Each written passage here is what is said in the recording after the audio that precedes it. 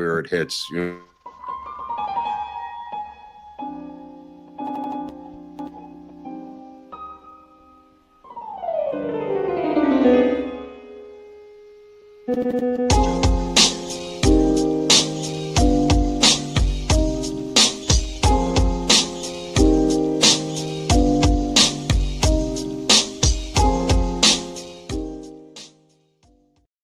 Hey guys, it's Sean, my wife Brennan, and just wanted to give you guys an update. We did just get swatted here in Tennessee.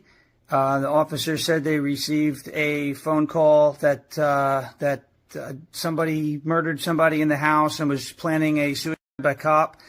So I received the call with that information. We cooperated with police. They were very nice. They were actually very nice. Very, very nice. They were not aware that this was going on across the country. Was that, how did you feel about that? What was going through your head when you saw officers in the backyard with guns?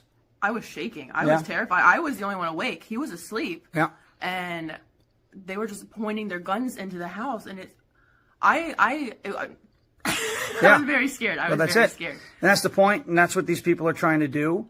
They are trying to silence folks who are not afraid to speak their mind online. And then they sent pizza. Yeah. Domino's and Papa John's both showed up. So, then they said it was a cash order. That doesn't mean the person paid with cash. They meant it. You have to, COD. So for anybody else who's dealing with it, if you got pizza, you are not alone either. But bottom line is, I'm not going to stop. That's not the result that these people are going to get. If it happens to anybody else, feel free to let either one of us know on social media. It could definitely be worse, What happened to the J6ers was that times 100, so it could have definitely been worse. Yeah, I wanted to share that Sean Farish, the really famous Trump impersonator, and his voice, it's like he sounds wrong. I'm like, wait a minute, I'm supposed to hear Trump's voice coming out of your mouth. It was like Rich Little. I mean, when you listen to normal Rich Little or normal Gomer Pyle, Jim Neighbors, it was very disconcerting. It was cognitive dissonance. But I don't even think you should acknowledge anything like that with the swatting. I think this should be done, and this is what they want. They want these videos to be made. But I believe that if Tulsi Gabbard and the infrastructure that we have cannot find a swatter, we're in bigger problems than I ever imagined defensively as a nation. Well, Kash Patel has spoken out on it, saying that he's announcing a crackdown on this. And okay, I think I understand the idea of they're getting attention because people are saying, look, we got swatted. But on the flip side of it, it's an incredibly serious, scary situation. People have died from this. Quite literally. I know, but what is the problem with the intelligence community finding these people literally ordering Domino's pizza? Is this a difficult get, Eric, in your technical opinion? How difficult is this? I don't understand why this is. Obviously, bringing up the problem is a good idea on your part. But it is national, and people need to know about the pizza. Like if you get suddenly somebody's delivering to your door a pizza that you didn't order, this is a way sometimes for them to check that somebody's home. So it's a warning that something could be coming down the line, and people can be prepared because you don't want to do something silly. They talked about it a little bit like, they're creators. They could have been holding a phone up at the window, but that action could have drawn fire. Right. Well, I'm just asking a technical question, which I don't know. You may know this obviously better than me. Yes. Is there a technical problem in finding these people? Yes. Which is it what? Can be. What's that? Yes, there can be. We have something called a VPN. They could have jumped on the VPN and ordered from a locality, set the VPN to there. Hopefully the VPN turns over their logs, and not every VPN's good. Right. About keeping them private, but they could have gone VPN to VPN. They could go through Tor. And I think that the pizza companies, for example, and others, maybe they need to look at their infrastructure. Okay. Perhaps you have to say, no, you cannot pre-order the pizza to be paid at the door. Well, the pizza seems to be a superfluous part of the deal. I mean, the SWAT team showing up with guns is a little bit more important than the pizza. But I understand what you're saying. But to see what do the police do? Don't the police have any electronic surveillance. We got to ask Al Gonzalez about this. New York City. Well, there's problems with the police too. Okay, that's what I'm asking. Joe Neerman, he's concerned about this. That's our friend Good Logic, and he went to his local police to say, "Hey, you know what? I thought I'd go, and a lot of people are on my case. Let me go tell them I'm a creator. These things happen. Whatever." Cat Turd, who was another person who got swatted, his local department, as he put it, said he lives in the middle of nowhere, and they all know him. So it's kind of like they call him up, "Hey, we got a SWAT." But when Joe went there, they were like, "What are you talking about? I don't know what you're talking about." Okay, so the FBI's got to come in now. Obviously, this is, like you're pointing out, this is bigger than the local police. This has got to be Kash Patel, right? It's got to be Kash Patel because you're automatically talking about over the wires. So plus it's interstate. It's interstate. Most likely, yes. So this comes down to something that he has, obviously he's pointing it out. He's going to deal with it. Well, I think he has to because, they're hitting conservative influencers. Tim Pool, I think, was swatted 8 or 9 times. Yeah. And it gets really out of hand. It's been out of hand for a while. And as far as the cops go, I think that the FBI needs to push down education about it. The facts that the local cops are going, "Oh, I don't know what you're talking about." Well, okay, they need to have a seminar. Have a seminar with them. Well, not only that, but they need to have different standards. Like if you get a text message saying such and such is happening, give it a little more scrutiny. Like a phone call with a voice on the other end that's talking to you, that is locally traceable, should have a higher scrutiny, but there should always be questions if there's an email or a text or some sort of. That's a good point. I mean, what is the level of these intelligence units of these urban or big city police forces? I mean, what is their standard right now? Well, a lot of them are big city. I mean, they were in Tennessee. I don't know where in Tennessee. They could have been a smaller town or what have you. I think that a lot of education has to go around and getting the word out so the cops know, hey, this could be happening. You got to calm down, double check, really make sure you talk to the people. Okay, well, if they're saying the people are dead or there's a murder or... Right, obviously you have to go look, but there's a difference between going to look, jacked up adrenaline to 10th degree. Well, it depends. I think it depends who lives in the house, and they tend to respond better to more affluent environments, if I know my history correctly, as opposed to the ghetto. You know what I mean? So there was a guy who lives in a skyscraper in New York who apparently there's no security, and hundreds upon hundreds of people entered Trump Tower without any security and took it over yesterday. And, Kelly and other people have lost their minds over this. Secret Service has lost their minds. They don't know what to do about it. This incident at Trump Tower, they came in and they took off their shirts once they got in there. And it was like taking over a state capitol in Wisconsin or something. But the president of the United States has a residence there, Eric. So what do you make of this now? I mean, he wasn't home, but nevertheless, he could have been coming down the escalator, so to speak, Eric. I mean, it could be. I don't know. What kind of security do they have at the place? Nothing. Greg Kelly went on camera and walked in there. He walked in there unmolested, Kelly. So who's responsible for the place? Secret Service. And they said combined with New York City intelligence of the NYPD. It's a combo, one of those combo deals. Right. Okay. I'm just bringing it up because it happened last night and there was a lot of discussion about it. Maybe we can get, somebody like Al to weigh in on what the procedure is. But according to Greg Kelly, whose father was the chief of police, this would be a situation where both Secret Service and New York City NYPD intelligence units would have intelligence out there to surveil this plot occurring, is what I'm getting at. I guess one question, though, is it's easy to look at, but like you said, Trump wasn't there. Right. If Trump was going to be there, they probably would have people there. So it might be one of those scenarios where the security swells up when he comes in and then it goes down when he goes out. There's only so many personnel at the Secret Service. I don't know. I don't have they have created such a soft target right now. There are many, many billionaires who live in that building who would be vulnerable to any sort of symbolic bombing of that lobby. So again, that doesn't hold water whether he's home or not. This is a target where Trump lives and has his name on it, which would be an international World Trade Center type target, Eric, in my humble opinion. Okay, but you have multiple billionaires. You just said that. Yeah, who have nothing to do with Trump, but I'm saying, well, but okay, so but they live there, right? Yeah, and he lives there, and they choose to live there. He chooses to live there, right? Can they pony up a few dollars to add to some security? I mean, can they afford security? I don't think it's a financial. I don't think it's a financial problem. It's not a money issue. It's a question of security. Well, the building is the bottom of the building. Let me see if I explain this. It's kind of like a mall.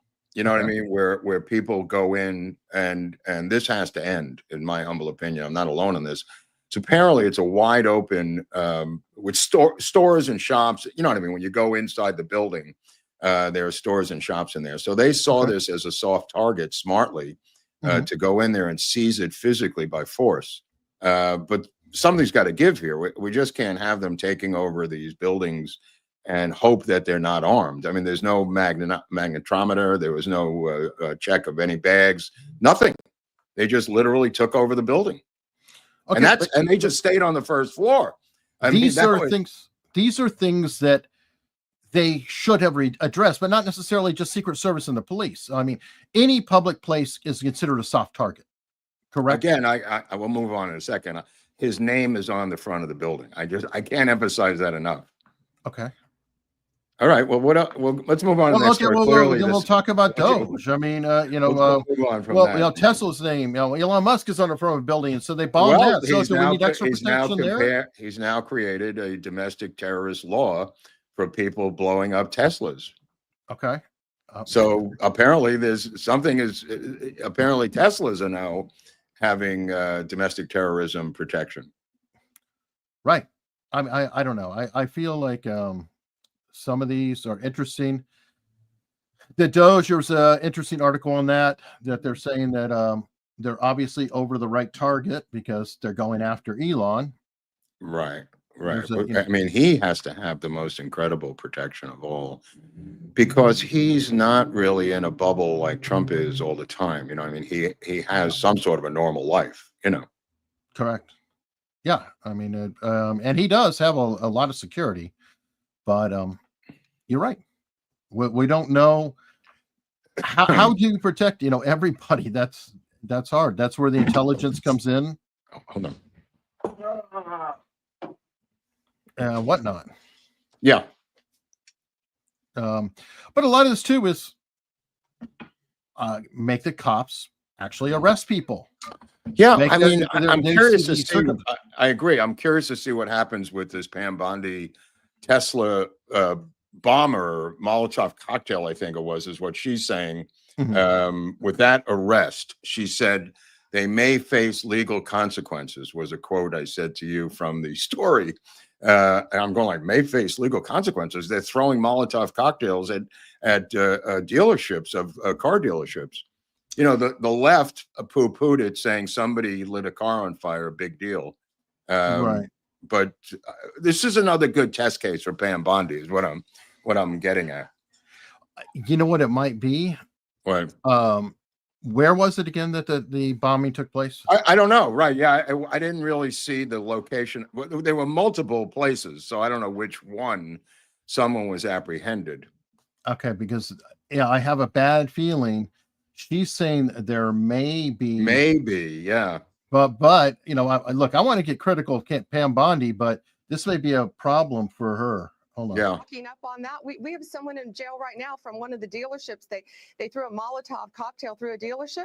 They're looking at up to 20 years in prison. So if you're going to touch a Tesla, go to a dealership, do anything, you better watch out because we're coming after you. You better watch out. Funding this, we're coming after you. We're going to find out who you are. Here's the problem. Unless that law is already in place, she's screwed. And Salem, Oregon, I think, is one of those places that has a renegade mayor who's made crime illegal, typical Soros type of area. I could be wrong. Anyone in the chat, if you're from Salem, Oregon, let me know. But that's a local crime. Trump has made this crime. I think he signed an executive order about creating this as domestic terrorism. So I don't know if local urban politics or politicians can prevent the feds from dealing with domestic terrorism. I could be wrong though. Right, but you can't. But if it happened prior to the signing, so again, that I don't know. That I don't know. You know, if he just signed it today, saying, "Hey, now it's illegal." Yeah, I think he signed it last week. I don't know what actual day this was, but I'm sure they're not done with this Tesla thing. Apparently, this meltdown by Mark Kelly, the senator of the great state of Arizona, saying he is not going to drive in a car designed by an asshole. One of the great eloquent quotes of all time by a United States senator, former astronaut. And I guess he's selling his Tesla. It's amazing how. Oh, by the way, I saw Jimmy Dore yesterday on with that Daddy podcast. Daddy. Call me Daddy. No, not the woman thing. There's the male one, the guy with the beard, who is also something Daddy. And he was, despite the one blind spot that he's got, which is a big blind spot, he was extremely eloquent about this stuff regarding, Musk and Tesla and electric vehicles, how they flipped on electric vehicles. Dad Save America, that guy, who's a conservative, by the way. Dore was, and he had gone and seen Dore perform comedy. I think Daddy lives in West LA, and I think Dore lives in Burbank or something. Both of them near me. But I hadn't seen Dore in a long time, because of our difference of opinion on a certain thing. But that being said, he was asking him why he keeps talking about COVID in his stand-up act, this being the 5-year anniversary. And Dore was very eloquent explaining why it's still in his stand-up act. And he said, it's the biggest event in my lifetime. And it's hard for me to just put it on a shelf and forget about it. And his takes, and plus he probably doesn't want to change his comedy act, which is probably the most important thing. But he had a lot of great takes on how they switch sides. And we've discussed it here on the show. But I mean, the electric vehicle one is really fascinating. As a matter of fact, he was talking to Matt Taibbi about that. And he said that he no longer is certain about climate change. Oh, no, that's where I was going. That was the next thing I was going to say. Yeah. The third thing was climate change. He said that they lied about everything else. I started to look into climate change. And sure enough, now he doesn't buy into anything they say about climate change, that they're lying about that. And he went on an incredible rant about Al Gore and the planes and flying and their carbon footprint. And he did a lot of his own research and found out that most of this is bullshit. But again, very eloquent about these issues and has moved even further to the whatever the hell this side is. And they talked about that left and right don't mean anything anymore. You're either he was asking, the dad guy was asking, has left and right flipped sides? And Dore was into that because he said, they're for censorship, which was a right-wing thing. In other words, all of the things they accused the right of being years ago, they have not now become.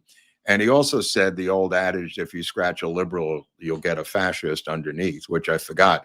Which is a great line. If you scratch a liberal long enough, you'll get a fascist underneath there. It's like a lottery. Yeah, I mean, he was not wrong. I mean, they're anti-free speech, they're anti-gun, they're pro-lockdown, pro-vaccine. Oh, and which I didn't realize, they've changed the name from pro-choice to pro-abortion because of no choice with vaccine. I did not know that. Oh, they did. Yes. Wow. So they're owning it because the pro-choice was a duck away from the word abortion. Right. But now they're just owning it. That's interesting. No, but it's to avoid the vaccine that had no choice, because the right was arguing and winning the argument, Eric, that you had no choice with the vaccine. In other words, the argument was, they use the same argument, my body, my choice, which is right. So to avoid losing that argument, which they perpetually have in the last 4 years, they are now using the phrase pro-abortion.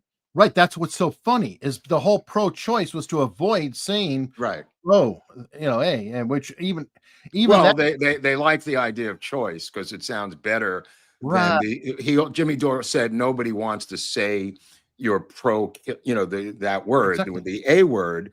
But because they've lost so many arguments about the C word, they have now swung over to the A word. Which anyway, I thought the whole thing was fascinating. You know what? There was a template for that. Trump did that. I don't know if you remember, but Trump owns the term fake news. But Hillary Clinton created fake news. She said it first, yeah.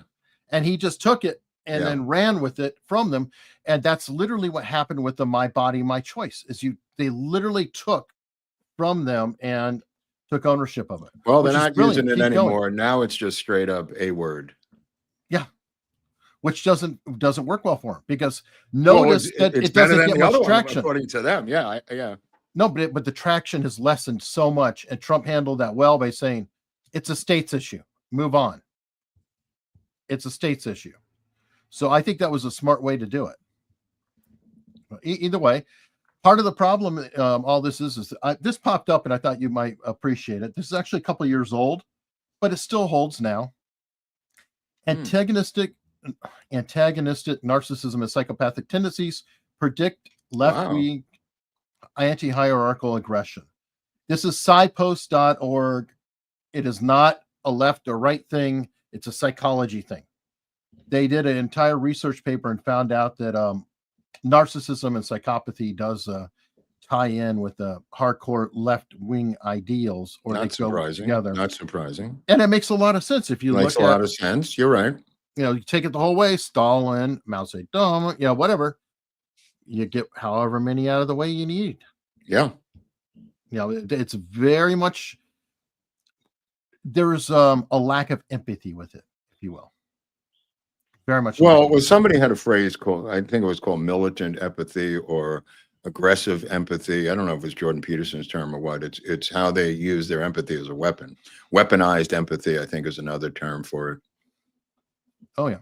Well, I mean, Stalin very famously said, what was it? The death of one child is a tragedy. Death of a million is a statistic. It's a good line. Stalin had a lot of good lines. I wonder if he had writers. Like, what was it like for a while writing for Stalin? What happened to Vladimir? Well, he got a pink slip. They go, pink? Well, it bled out of his shirt onto the paper. It was originally a white slip, but then it became a pink slip. Yeah. Oh, there you go. There's a lot of openings, and we're looking for new writers at the Stalin Comedy Club. That was the origin of the pink slip. Yeah. The bulletin paper. Yeah, the bulletin in the paper. All right. Well, this is not speaking of that, but either way, it's interesting. Somehow the fox has found her way completely into the hen house. How did this happen? You tell me. I don't know. I don't know how this happened. I don't know who this guy is at OMB and whether he was hypnotized by her. But apparently she, who knows no background in finance, no background in money, no background in budgets, is now working at the Office of Management and Budget, overseeing the budget that will go to Tulsi Gabbard and John Ratcliffe. This is a woman who was denied a position as deputy director of the CIA, apparently by Tom Cotton and Trump. And she ended up on this, what I want to call an advisory board that's merely ceremonial, which is a presidential advisory board. It has no salary, has no power. And I thought that was the end of it. There's a bunch of people on there. Nunez is in charge of it. It's Gavin Nunez's presidential advisory board. Like a ceremonial position. Very ceremonial, no salary, no nothing. And I thought, well, okay, she got that. God bless her. Now, today, it turns out that she's now in charge of the budget of the CIA. No one knows how this happened. Nobody knows if you have to be confirmed or what. I mean, it's totally insane. It just kind of came on the periphery this morning, so I don't know the background of it, but holy crap. Let me just look at this for a second. There's a guy here who's madly in love with her, this bald-headed, dweeb-looking guy who apparently appointed her Russ Vought, V-O-U-G-H-T.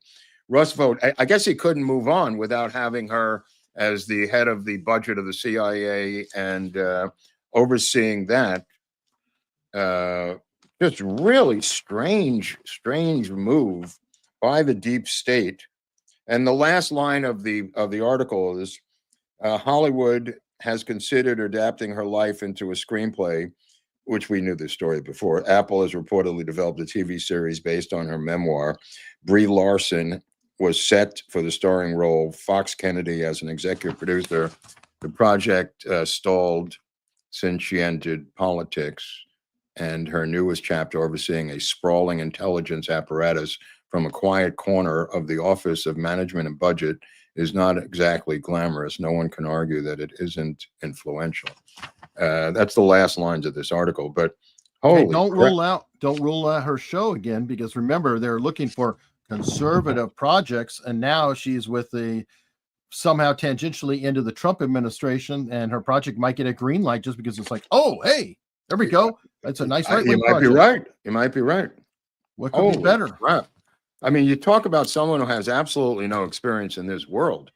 First of all, just the deputy director of the CIA, that was shot down immediately, and rightfully so. And I thought, okay, so she jumps on the campaign, the failed campaign of RFK, who garners 1% of the vote. She has no experience as a campaign manager.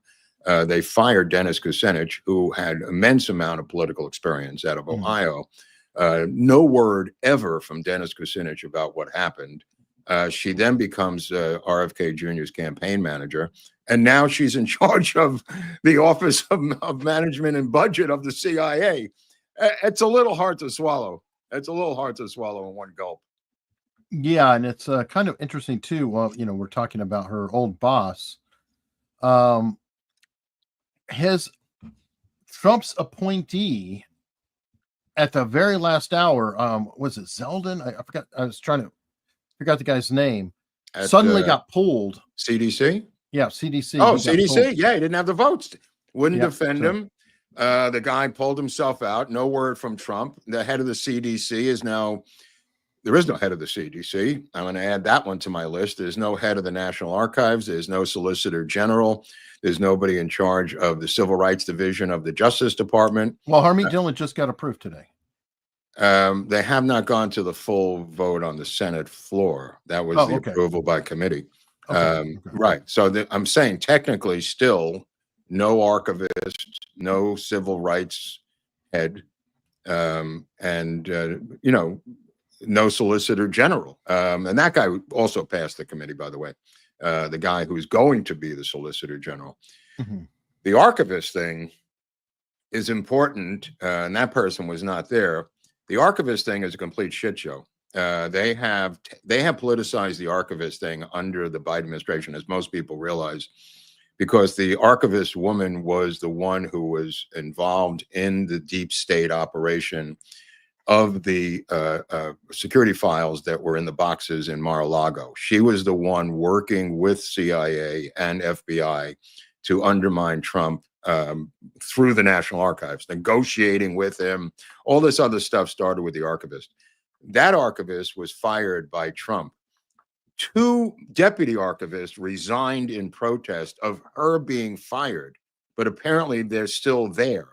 Now, he doesn't have an archivist to replace her, because that's a confirmed position, Eric, by the United States Senate, because it's a very important position. The reason I'm mentioning all this is because I think it's relevant as to why we don't have the JFK files. Oh, sure.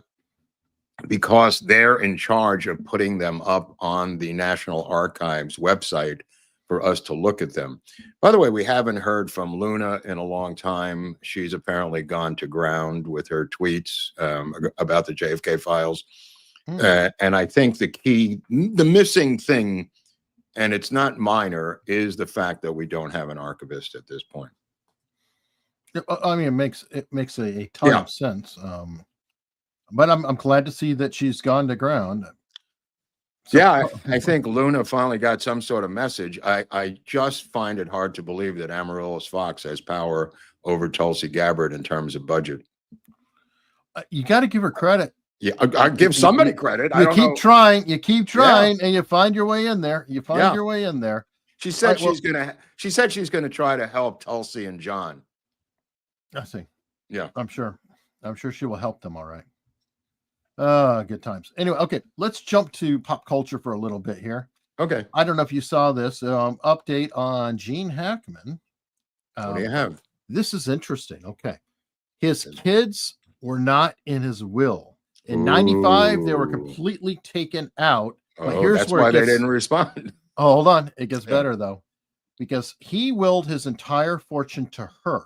Ooh. She willed her entire fortune to him. Ooh. But she had a clause where she said if they died within 90 days of each other, like with him first, all of her money would go to charity. Oh. But she died first. Oh. So here's how it works. If he had died and then she died, money goes to charity. I just want to interject that they said there's some difficulty in determining the exact time of death of both, but go on. Well, this is why it's going to get really important here. Yeah. Because if he died first and then she died, all of the money from Gene Hackman ultimately goes to charity. All of his combines theirs, boom, to charity. But if he died first, and this is where it's critical, or sorry, if she died first, all of her money went to him. His didn't have the charity clause. Right. And now the closest heirs potentially would be his children, right. even not being in a will. Right. Just, you know, again, if it's Santa Fe and law enforcement, you can count on them bungling something completely. Yeah, they're now completely shutting down any comments from the law enforcement because of what you've mentioned here. They've gone to ground. This will be settled in the courts. Obviously, that's the only place for this. But that's why a lot of these things are so important and why they don't want to comment off the cuff. You know, when some celebrity dies, it's not reverence for the celebrity. It's the fact that it may end up in being litigated. Oh, and this one, it is going to. Because apparently he didn't die broke. Oh, no, there's no way. No, not Gene Hackman. Did 100 films, for Christ's sakes. That's a revenue stream for the end of time. Right. Wow. And he must have hated those kids so much. I mean, imagine his hatred of those kids that after everything is said and done, they're not in the will. 30 years ago. 30 years ago, he made a decision. Fuck these kids, these stupid fuck. And he, you know, that was his will. And without being in the will, that was his will. Wow. But what a lucky break for the kids, huh? Oh, well, they're gonna bring in Bodden, the autopsy guy that you love, and they're gonna decide that he died at a different time than is reported by the state of New Mexico. Well, New Mexico is saying that he died later. Yeah. So it works in their favor. Right. That's right. Right now, the way it's laid out, common law, you know, jumps in or whatever, and the kids will probably get it, which they would not have if. Does she have any relatives at all that can battle back? It doesn't matter because she died, left it to him. That was clear. 100% went to him if she died. So her will, boop, boop, can engage, then he dies. And he didn't have the charity clause. He didn't have the secondary clause of, hey, I'm going to give it all to her, but if not her, charity. So it's just hanging out there. Amazing. As the chat said, though, somebody else will definitely get paid too, and that'll be the lawyers. Oh yeah, they're going to lawyer up. Yeah. They're going to bring in some Hollywood bigwigs on this one. Oh yeah, and okay. There's somebody saying it's about 80 million. I don't know what it is. That sounds about right. That sounds about right. Yeah, he was doing. Not only that, it doesn't end. It's not just 80 million and doors closed. Oh yeah, residuals. These residuals on 100 films go on in perpetuity. Are you kidding me? Yeah, some of them are probably pre-residuals, but who knows? Whatever. I mean, there's all different structures to a lot of them because he goes back to the 60s and 50s and live television. But wow, that's a massive revenue stream, Eric. Oh, yeah. Now, what else you got in the pop culture hopper over there? All right, in the pop culture, you sent me this, but you can tell me about it because I know about her too. This is the gift who keeps on giving, the most obnoxious Disney star out there, Rachel Zegler. What do you know about her? I mean, I know she won't shut up. Well, that's the biggest thing. She's an obnoxious little twit who loves Palestine, but she also hates her project. You could not pick a worse person here. Wow. First off, people were like, well, wait a minute. Snow White, she doesn't look like Snow White. So that was kind of controversial to begin with. It's like, okay, fine, but she's a Latino. Okay, whatever. We're going on. And then she's like, oh, no, I'm not going to play Snow White. with the Prince Charming. Prince Charming is a stalker. Yeah. Oh, I remember. That's literally what you say. So she's crashing the product. The fantasy. It's of a fantasy story. Right. And then apparently she refused to sing. Was it Someday My Prince Will Come? Oh, right. It's like, so screw you. I'm not gonna sing the famous song. Every bit. And then you add in the dwarves. That's not her. Have you seen the dwarves on the dude? You got to see what they look like now. It's ironic. The CGI abomination. Look at the one up above. Here's the new ones. By the way, this is what I love. And Disney can't not screw everything up. Peter Dinklage, and I'm faulting him, he didn't like the stereotype supposedly of the dwarves looking like goofy little creatures, blah, blah, blah, blah, blah. He was kind of like, can't you modernize it? You have a Latina. Why can't you modernize it? And then they said, oh, okay. And then they got one dwarf and then this woke fest here. And the whole audience said, what in the hell are you doing? You're supposed to normalize it a little bit, not make it completely more radical. So then they went back and they said, oh, we'll make them into living cartoons. So it's close back to the thing that he was complaining about. I saw the trailer. I saw the trailer last night. And it's, live action, except from the dwarves. And it's so jarring. You just go, wait, is this an animated show? Or, you know what I mean? It's like, it's obvious that the dwarves have been altered. And it's obvious that they're CGI, first of all. But it's the only CGI really in the trailer is them. The rest of it is live action. Yeah. I mean, my question is that why do we have to live action anything with Disney? I don't know. It's like the cartoon's a classic. I mean, you can't get much. You got me. I mean, Wicked was so unbearable. I wish it was a cartoon so I could at least space out and watch a cartoon, but whoa. Yeah, it is.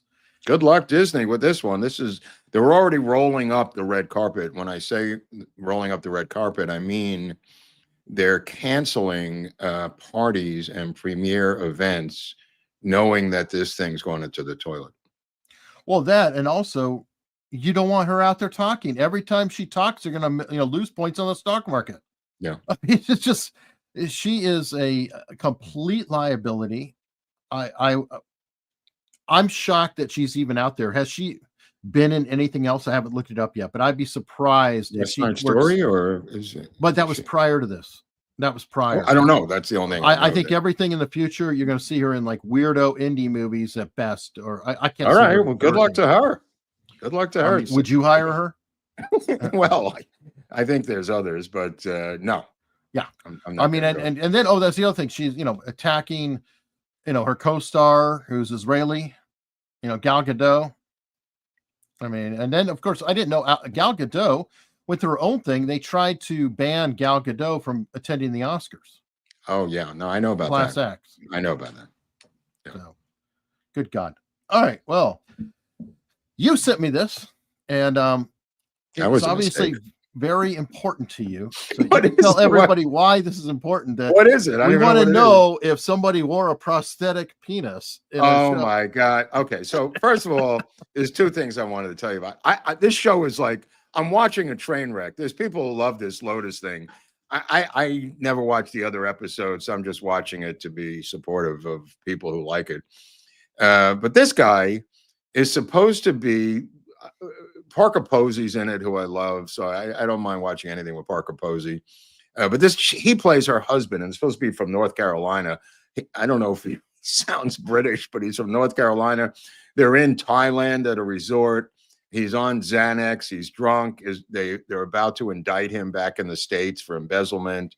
He's a big industrialist or a big capitalist, and he's in his bathrobe, which for no reason at all falls open during this scene with his family, and there is a giant schlong, which Mike White, who I don't even know the sexuality of Mike White. That's highly debatable what Mike White's sexuality is, the creator, whose father is a homosexual.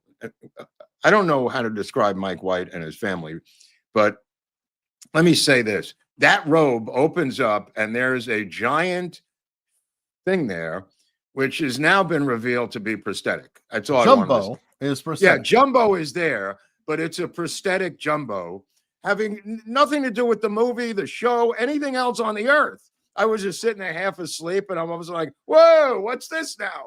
And it's open for a long time. And then the family goes, Dad, and he goes, sorry. And I just had a comment on it. The other one I wanted to comment on was the Gemstones, which I never thought there would be a season 4. Dan McBride is a complete genius shown here. He's one of Danny McBride is an absolute genius. I don't know how he does it, but he somehow created a season 4 of the Gemstones, which started this week. It's on Sunday night on HBO 10 o'clock, right? I can't wait for number 2. Number 1, and I'm going, what's that? You mean Max, because they got rid of the name HBO? Oh, yeah, whatever it is. Right, whatever it is.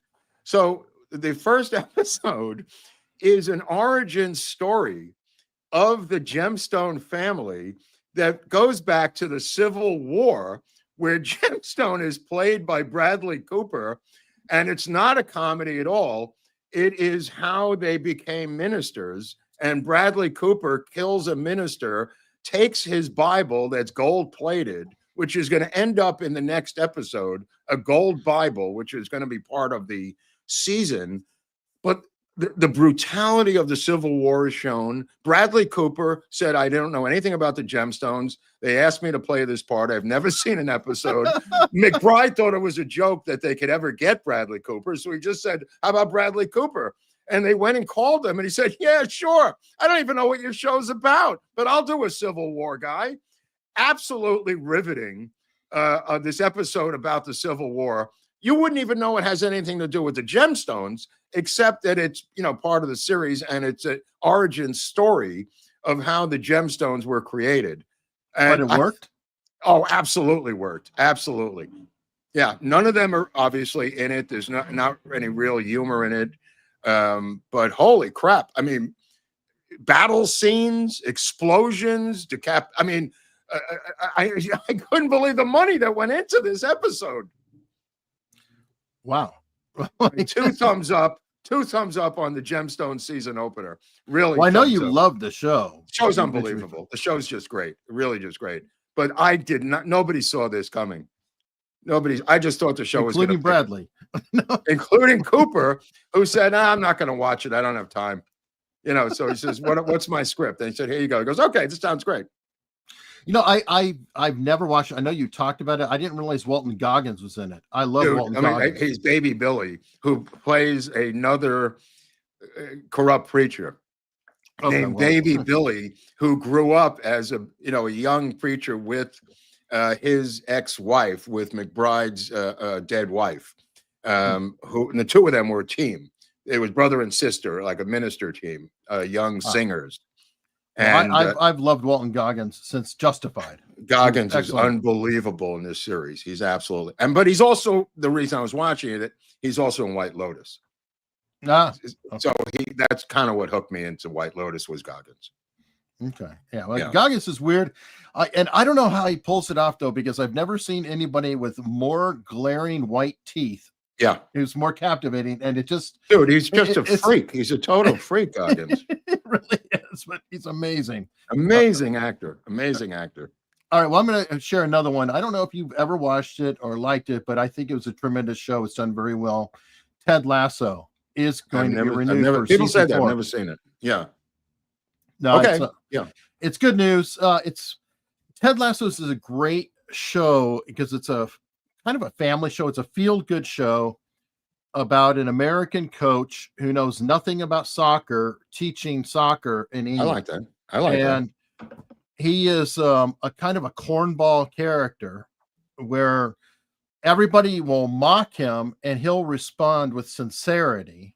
Okay. To everything. And he kind of is, he changes people's minds. Something like Andy Griffith teaching a soccer team, but not knowing anything about soccer. It's a very odd mix, but it's a good show. Also, I'll look at that, but also don't forget Eric is Chaos on Netflix, which both of us have been watching. The Errol Morris. Oh, well, okay. Go ahead. I have one complaint. Go ahead. It's a major complaint. Okay. The whole little shtick he does with the highlighting of newsprint or books or whatever it is would be interesting once. He does it like 40, 50 freaking times, and it goes on and on and on, and it's obnoxious. It's slow, it's boring, and it just is over the top. So how'd you like the whole show? I thought it was okay. I expected more. I thought it was, he's supposed to be a great filmmaker. Yeah. I thought it was made for TV. It looked made for TV to me. It was interesting how he came about. It does kind of make Tom O'Neal look a little nuts at the end by using Bobby Bolasale. Yeah, it was kind of like Bobby was secretly the stance. Bobby Beausoleil was. Beausoleil. I'm sorry. Thank you. Yeah. That I think that was Errol Morris's stance, was Bobby's viewpoint. I kind of feel like in the definitely end. His enforcer, but he paints Tom O'Neal as a conspiracy nut. Mm-hmm. And I was talking to O'Neal afterwards, and he couldn't decide if both couldn't decide if Errol Morris has just gotten too old or that he's a deep state operative. Neither one of us could decide whether one or the other or both is true, because he is trying to sabotage the work of O'Neal while taking what he wants from the work of O'Neal and using it for this a show named after his book, featuring him, Tom O'Neal, being interviewed in the show. Oh, and it literally says based on his book too. So it's kind of a nasty knifing. Yeah. I've never seen this done. I've never seen this done, bro. It would be like making a movie of Rush to Judgment, the book, to criticize Rush to Judgment by Mark Lane. Yeah, Emile D'Antonio, who also did the Weather Underground movie, the original Weather Underground movie, Emile D'Antonio, is the director of Rush to Judgment, the movie version of the book. It would be the equivalent of him saying that Mark Lane is a conspiracy theorist in the movie Rush to Judgment. Yeah. If you know what I'm saying. What? It's a pretty good move if you are deep state, though. You buy rights to a book and then you sabotage it. I mean, I've never thought of that. It's really smooth. I mean, it was really, I said to O'Neal, I said, he's the original Alex Gibney. Before Gibney, there was Errol Morris, and not ironically or unironically, he interviewed Detective Gus Rose for Thin Blue Line. Thin Blue Line is a story of a guy who gets framed by Dallas police, and the Dallas detective who frames him is the featured guy in the movie, and this earns Morris Academy Awards, not unlike Alec Gibney got Academy Awards for Dark Side, Taxi to the Dark Side, and some other ones. He interviews Detective Gus Rose and proves that he has framed this guy, right? And I was explaining to O'Neal that this is the same Detective Gus Rose who arrested Buell Wesley Frazier, interrogated him, lie detected him twice, and was trying to frame Frazier unless Frazier flipped and came up and helped them work on the curtain rod story. So this guy is featured in no acknowledgement in Thin Blue Line about what I just told you. But it's just historically a fact that it's the same guy, which I thought was completely insane. He looked very uncomfortable in that show, Tom O'Neal, and rightfully so. Yeah, there was this, when Errol Morris was in the scenes, I kind of felt like he was toying with Tom that's O'Neal Yeah. It was he never showed any of his documents. I think O'Neal said, why don't you show the documents? Like, you haven't shown the documents that he had. In other words, he was saying this sounds like a conspiracy theory about Manson. What we're referring to is Tom O'Neal's work that Manson was released from prison repeatedly. Anytime he violated probation, this is before the killings, obviously, he was immediately released by forces that Tom O'Neal uncovers through his work of 20 years. None of this is covered by Errol Morris, and he paints him as a conspiracy nut, right? And he kind of poo-pooed the Jolly West too. And Tom O'Neal said, I found where Jolly West said it. And he did highlight a little bit when he said, I found where Jolly West said that he did do this. And I think it was tied to Jimmy Shaver, but I'd have to Yeah, it just seemed like a hatchet job to me, and I understand that O'Neal is not doing any press for it because of that. So anyway, I just wanted to see what you thought about it because you hadn't finished it yet. No, and I did, and it was underwhelming in some ways. But intentionally undermines the book. So I mean, maybe the whole point was to drive a stake through the entire book and movement that exposed the deep state in relation to Manson. And I'm just generically saying that because that's really what the book is about. The connection between Manson and the deep state. Yeah, very much. It's in many ways, I think, actually probably more about the deep state in a lot of ways, with Manson as the tool to use it. And he might have gone too far. A couple things that I do like is that Tom O'Neal did admit in it that he never put Jolly West with Manson. Right. He could not do it. He can never say they were in the same room, could never find any. But that doesn't matter. I mean, he did have the Jack Ruby thing in there, though. He did visit Jack Ruby, and he was involved with the Patty Hearst case. There's a long thing about Jolly West. I think we did an episode on Jolly West. Yeah, we did. And obviously Scientology, which, by the way, Charlie Manson. There's a ton of Scientology with Manson that's starting to be dug up and come out. But anyway, I'd still watch it if I were you at home. It's on Netflix. Definitely worth a watch. Yeah, I mean, if you already paid for Netflix, sure. Yeah. There you go. All right. I thought you would want to talk about this because it's something we were discussing before. On Two-Way, they got in an argument about it a little bit, but then everybody's in agreement. I think you and I have a different take. Now, this guy is writing. This is the governor of Kentucky, apparently. He's a Democrat, and he's slamming Gavin Newsom, saying, how dare you have Steve Bannon on, blah, blah, blah, blah, blah.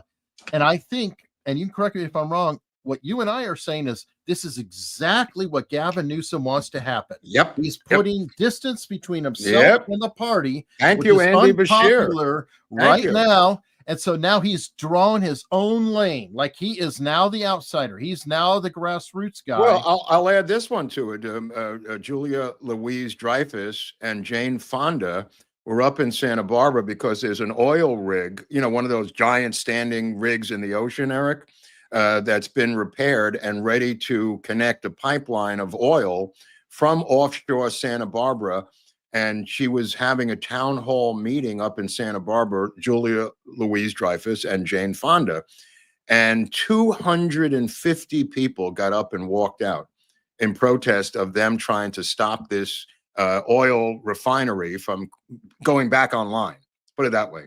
250 people, mostly Latino working class people who talked to the press when they got out, saying, these are our jobs. This is how we feed our family. These people are celebrities. They don't have a dog in the hunt. They happen to live here in these mansions. And then Jane Fonda is being interviewed by Alex Michelson tonight at 10:30 here locally. And she mentions Gavin Newsom meeting with Bannon. And this is outrageous. He was our leading champion, and now he's gone off the rails. And Jane Fonda went off the rails about Newsom like Andy Bashir is doing. And if you're Newsom, who better than Jane Crazy Fonda to say you're no longer part of our crazy loony family? That's right. And it's a beautiful ploy because now it's going to be rough on the primaries potentially, but if he could squeeze through, everybody will fall right in line. Well, not only squeeze through, he's really good at debating. He's got a war chest that is enormous because of the Pelosi and monetary situation that he's developed here in California. And he'll be out of office. He'll be able to navigate a little bit more once he's free of California. I'm telling you, people, this is the guy. This is the man. And people who think he's stupid are delusional. Yeah, no, you got to be. I mean, we got to watch out for him. And unfortunately, it's going to be Vance versus Newsom. And hopefully Vance can pull it out. He'll have an incumbency edge, but that's what they were talking about on Two-Way, which I thought was a misnomer because the Democratic guy, what's his name with the smile, the guy who's on the right over there. Oh, Dan Torrance. Yeah, he was saying that Vance will have the Trump mantle on his shoulders, and that he won't be able to get rid of. And I'm going like, I don't know, like, what do you want to get rid of? You're not Trump. You could go either way. You could be Trumpian or you could be Vancian. You could be either way and still have your way politically. But they started to talk about Pete Buttigieg, and the only smart guy there was Mark. Yeah, Mark, who said, "Look, he's short and gay. What are you people talking about? He's never going to get the black base. The most homophobic group in the country are black women. There's not a chance. I'm rooting for Pete Buttigieg to get this thing because they will never vote for this guy." Eric. Oh, I'm sure Sean Spicer said, "Where do I send the check?" Spicer didn't want to say no to it. He was kind of encouraging it, going, "Yeah, good guy, Pete Buttigieg." and Mark was saying, "There's no way in hell that this guy can ever win the election, but knock yourself out." Plus, he doesn't know where he stands on anything. I mean, Mark really leveled him. Well, he's not a good candidate. I mean, no. But he checks the boxes, Eric. If they still, but those aren't the relevant boxes. That's the they are part. To them. They are the boxes. They are relevant to them. Well, and hopefully they maintain that. That's like Gavin Newsom's jettisoning that. Yeah, I'm praying every day. I'm praying every day. But the fact that Bannon went on there, look, he is going to cut commercial after commercial after commercial with Bannon going, "That's a great idea, Gavin." And who knows where he says that's a great idea, Gavin. Even Steve Bannon endorses Gavin Newsom for president. Shouldn't you? I mean, they're retarded to go on heal this country. Right. Bullshit. By the way, when do we invade Canada to get these guys off our back now? When do we get this over with? I'm tired of these people trying to go tit for tat with us as if we're equal now. Oh God, let's just get this over with already. I mean, this is getting ridiculous. What are we battling the Soviet Empire up there? I don't even know. Well, they've got their new unelected prime minister, so whatever. Let me see. While we're talking about invasions, I think you sent me this, but anyway, the outgoing Greenland prime minister wants to summon party leaders over Trump annexation to say no. So get this. It sounds like he lost the election. So the loser is now saying, hey, I'm the loser, and we need to stand up and push Trump out. Yeah, it's like Kamala Harris having a meeting of the Democrats to not shut down the government. This guy just left. I mean, he's been removed from office. If there is an office, I don't even know. There's 150,000 people live in the entire country. Hey, we could move them into Brooklyn and nobody would even know that anybody moved into Brooklyn. Actually, it's closer to here. I mean, I think we have about 140,000 people in Hampton. Right. Okay. So I'm saying it's a neighborhood. It's a neighborhood in Brooklyn. You know what I mean? Like, and you could just call it, Greenland West or something, I mean, whatever you want to call it. Like, they have these different, Thai town or Chinatown or Armenian town. Just call it, Greenland town and get them out of there. Yeah. Well, you know what? I think it's great that he's saying all this and mouthing off, because a lot of people are looking at, we just voted your ass out. Never mind that. And might get them thinking about it. As an example, I'm friends with a guy who is a CMO. He's done marketing for a long time. What's he was M talking mean? about, What's M? Huh? What's M? Chief marketing officer. Oh, marketing. Okay. Part of the C-suite. He sold out. He's got 7 figures, or no, actually 9 figures. But anyway, he's got money. He was talking about how all these commercials, like with Pepsi and Coke, drive him crazy. He said every time Pepsi says the word Coke, they're reminding everybody that's the most important debate. Well, that's kind of like right here, this guy going, we need to talk about the Trump annex. It's like, well, thank you for reminding everybody. Exactly. They might have forgotten about it, but now you're putting it back on the table. What if he buys out? Here's an idea. He buys out the 165,000 people in Greenland. He buys them out. And I'm not even talking about $5,000. I'm talking about, 150,000 a man, right? And people go, I'll take that. And all of a sudden they go, no, don't take it. Don't get sucked in by the art of the deal. And Trump goes, all right, I'll make it 175,000 for each of you, but I'm putting a ticking clock on it. You got to take it by the end of April or I'm done. I mean, there's a lot of ways Trump could manipulate this thing and have fun with it. Oh, sure. Yeah. And even if he doesn't get it, I mean, a lot of people, it's like, no, he's not going to invade. Just the fact that he's negotiating, he's getting, making progress. He's like, okay, well, we want to build on our base over there. Okay, yeah, come in and do that. Oh, well, we want a strategic thing here. Oh, okay, do that. Well, and so he's gaining no matter what. So, all right. Well, I got so excited I forgot to do our ad, so I'm going to have to push that till Tuesday. Okay, you don't want to do the ad or the meetup or the subscribing, or you want to do any of the three or nothing? You just keep going? What's your plan? Well, we'll definitely talk about our meetup. And okay, well, you can do it all at the same time. No, I mean, the sponsors I have to do early in the show. Oh, I'm sorry. The dad guy said that he asked people to subscribe to his podcast. I don't know how many he's got, but he said the subscriber number is important because I can't get guests on the show with low subscriber numbers. Yes. And I realized that now the head of the FCC, Brendan Carr, is now going after YouTube. I don't know if you saw this the other day. He's finally gotten to YouTube. He was on Affinity the other night, and YouTube TV is banning conservative shows from getting on YouTube. And he said, for years, we've never gone after streamers, but now we are.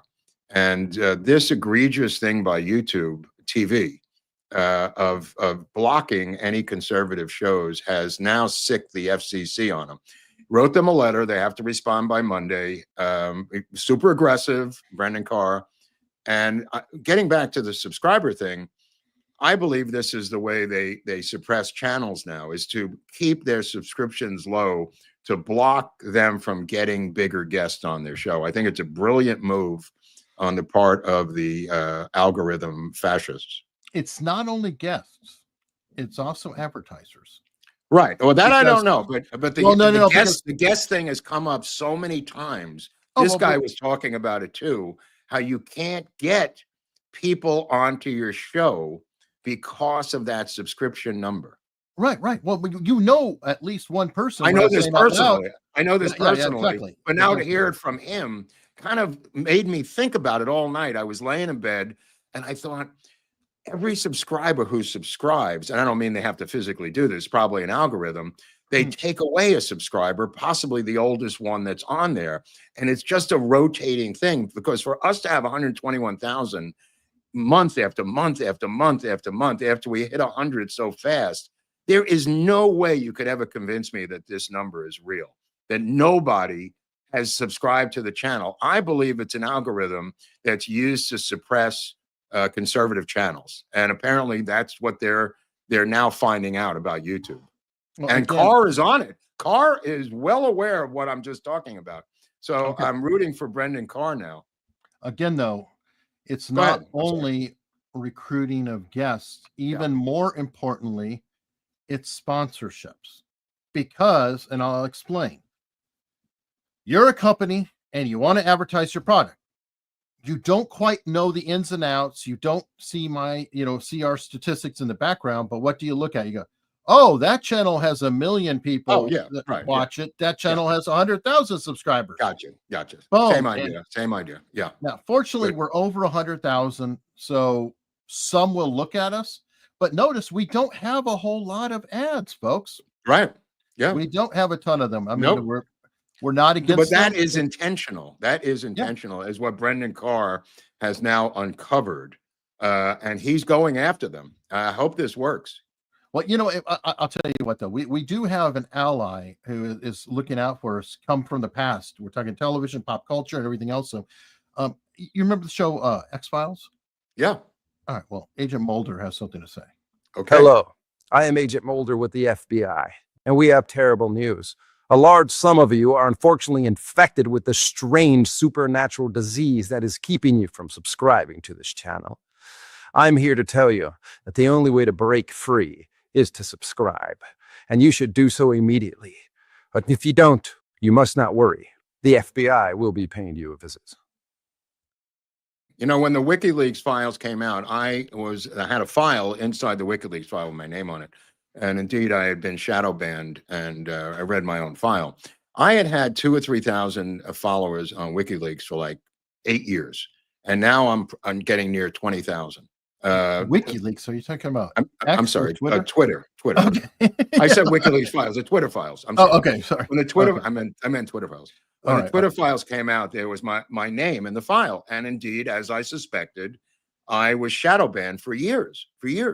And now it's normal, and I'm getting close to 20,000 followers on X. And I think the same thing is going to happen to us here, Eric. I think once they take the jackboot off of the channel and they realize that Brendan Carr is onto them, I think they're going to try to save themselves by unleashing it. Let's hope. But in the meantime, we can all commiserate and celebrate all at one time with our friend Robert Barnes. Oh yeah, in Las Vegas. Had a rough week. Month. Let's help him, bro. He had a very rough week up there. God, yes, he did. Yeah, he did. And it's a horrible, horrible time. But this will be a fun time. Yeah. And a rare opportunity. The first meetup that was ever done by Viva and Barnes, we actually were kind of the opening act, or we were there. Okay. And it was really cool to have the four of us hang out. Apparently, David Viva is going to be there as well. So it's almost like the first meetup in reverse. Yeah. It's the same place. It's also the same place. Absolutely. And I can't wait to talk to him about the court case up in Seattle, and maybe he can address that to the rest of us about what's going on in the panel discussion. So I'm hoping he can, because he's just putting out some tweets now about it, some small stuff. Maybe he'll talk about it more this weekend on his own show. But I can't wait to talk to him about it once we get there. 100%. And it's going to be a fun time. See a lot of people that we've seen before, hang out, a good crowd. Time's starting to get a little bit tighter. You still got a lot of time, but the window is starting to narrow. You guys may want to book now, get your tickets if you're going to come. But the response has been really solid. It's been good. Right? I mean, you put your phone up to that squiggly and something happens, according to Eric. I'm not really sure, but you can scan the QR code. Yes, absolutely. But you put your phone up to the squiggly. But Vegas is Vegas. We're going to have a buffet and we'll have drinks and, birthday cake. Don't say anything to Barnes. But it'll be fun. Yeah. And as a matter of fact, while you're in town, a good buddy of mine, Spidey, who many of you know from behavioral arts, he is opening for Shin Lim, who is like the top magician in the area. So while you're there, if you're there for the whole weekend, go catch a magic show. That's weird. Okay. Right on, brother. I know that's where I'll be. So Dead and Company are not there that weekend. I was going to go see the Dead inside the Sphere, but apparently they're taking the weekend off. They knew you were coming. Fuck. I was going to do tons of acid and go to the Sphere, but apparently that's not going to work out this time. Oh, there you go. But one thing we will also have there is some coffee. Oh yeah, he sent me all the coffee. I was wondering what the hell happened. Now I'm the guy who's got to haul the coffee across the state. That's right.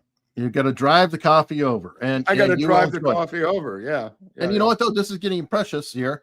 I just got in the new version for America's Untold Story. An experimental blend that we're trying just in case the tariffs go bonkers. It's really excellent. It's different. It is kind of a mellower flavor, still robust, but not as robust as this. It's kind of a bit mellower, smoother than the current Supreme Breakfast blend. And I'm asking him to go ahead and list it because he managed to get a bag so he can keep our normal going. But we're going to put the other one up for sale too, so people have an opportunity to try it, see if you like one over the other. We're doing it again. It's Nicaraguan blend with the Indonesian versus the Mexican Chiapas blend with the Indonesian. So apparently the Nicaraguan blend has a mellower, slightly less assertive flavor, and he uses it as the base for all flavored coffees because the flavor will stick to it more. So it's not quite as robust. It's just kind of a mellower tone, but I really enjoy it as well. And I hope that you guys consider checking it out when it comes in, but I'd really recommend, again, buy the stuff now while we can, because these tariffs go on, they go off, they go on, they go off. And even if Trump turns them off, the suppliers all say, hey, it's a tariff. We're going to screw you over for, a month. And he can't sell at a loss for too long. It's just not possible. He's a small businessman. So anyway, I hope you guys check that out. It is really good stuff. and I personally enjoy it. Let me see. What was the next story? Oh, I had this actually for Tuesday, and I didn't bring it up, but it is really frightening. And it is about a class of drugs. What? That treats Parkinson's. Mm. It's essentially a dopamine.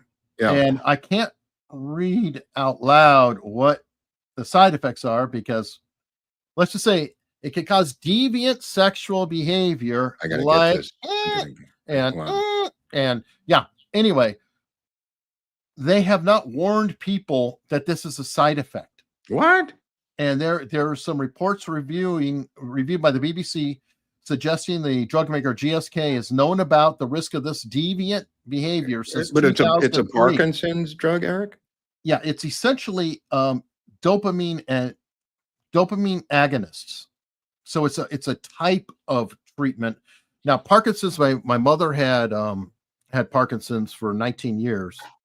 And she absolutely had to be on the dopamine medication. So it's a really bad thing. But this is really scary, because there's studies showing that 13 to 24% of Parkinson's patients on dopamine agonists develop these possible behaviors. Oh my, it's crazy, man. And I don't know how the hell this has been not shared. Oh, it is now. Yeah, it this says is the U.S. Academy of report, Sleep Medicine. Yeah, 2003 report. Wow. So 22 years. Well, I think a lot of stuff is going to come out now with RFK. Oh, and also restless leg syndrome. What, if you have that? Yeah, the treatment for it. That one woman, Claire, recounted that she began to leave her house in the middle of the night or early hours to search for sex, and like would wear see-through stuff. And dude, it's going to be like the new date rape drug. Yeah, minus the second word. Yeah. But yeah, but self-imposed. I mean, it's kind of a spooky thing. And I you know how they use that for roofies on people. Mm-hmm. There are plenty of women who use roofies recreationally. Yeah, I didn't know that. In a weird way, and you know Hollywood better than I do, but could it be possible that some might do it to themselves so they don't have to face what they're doing? Like if they're making a I don't know about that. Do you understand what I'm saying? It's like these girls are going out and they're doing roofies, just going out as girls partying. So I mean, it's isn't that like ketamine? Because I know they have in a way. Yeah, ketamine, I was huge on that. But I don't know. I just didn't know that might be a way of saying. Yeah, it could be. To be like, okay, I can't take it anymore. I've got to. I got to take this pill so I don't remember what the hell happened this tonight. Yeah, it's like that's maybe he's got a lot of money. Yeah, and I don't want to look at that face anymore, so I'm going to take this pill and just get through it. Oh God. Yeah. Somebody put pink cocaine. Yeah, I think that's ketamine and cocaine mixed, right? Well, I don't think there's cocaine in there. It's a type of ketamine and something else. Yeah, there's no coke in pink cocaine. I don't know. I'm sorry for your loss, but there's no cocaine in pink. I mean, it's just one of these things. They call it pink cocaine. It's got no coke. Okay. Well, right. I guess Velveeta has no cheese. Right. So and they put it near the cheese. There's like a battle legally. Like, remember the whole margarine near the butter battle? Oh, yeah. Remember how the dairy lobby fought to the death, to keep that margarine away from the butter? It's kind of like that. Well, what I love is the Velveeta contains cheese food. Yeah, whatever that is. Exactly. And then organic's not organic, but anyway, we could go forever. I'm curious to see what happened to that CDC guy, by the way, the actual inside story, because he was very close to RFK and they assumed he was going in, and quietly this story has disappeared. I saw something on it earlier, and he is very anti-VAC.